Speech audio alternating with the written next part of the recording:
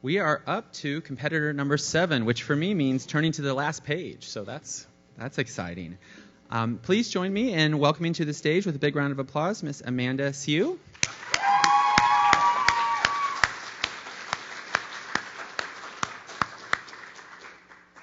Amanda is joining us from the Department of Journalism and Mass Communication, and the title of her talk today is Job Burnout in Local News, Perspective from Generation Z Television Journalists. Thank you.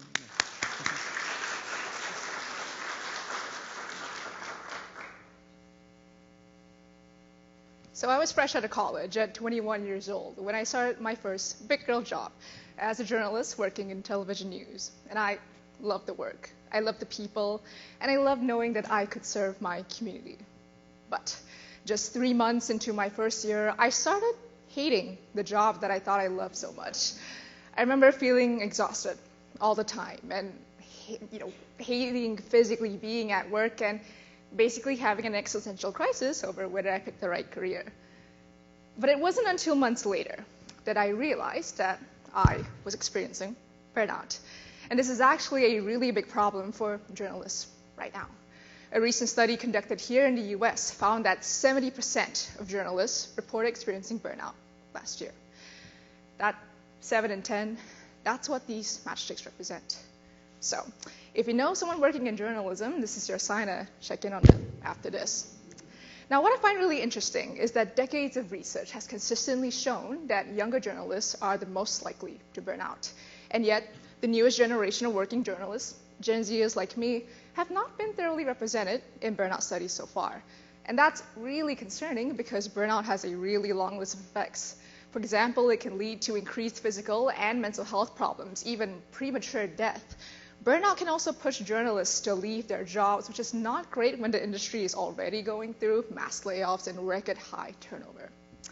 That's why I'm dedicating my master's thesis to examining burnout amongst Gen Z TV journalists. Now, I'm focusing on TV because the last time a burnout study looked at these journalists was published 10 years ago.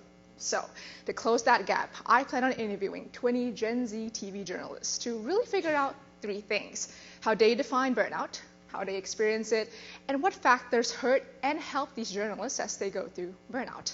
Now, I don't have the answers to share with you all just yet, so stay tuned. But I can still tell you why you should pay attention to my research. Again, knowing that younger journalists are the most at risk for burnout, understanding how Gen Z journalists experience it will help us figure out the best ways to prevent it, or at least support them through it. My hope is that my thesis can guide both practitioners and educators on how to best support our current and future Gen Z journalists.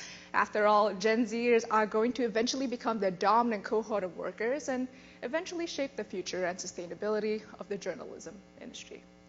But if we don't take the time now to really understand how to take care of our Gen Z journalists, they all may just follow the pattern and burn out and leave. And if they do, who else is left?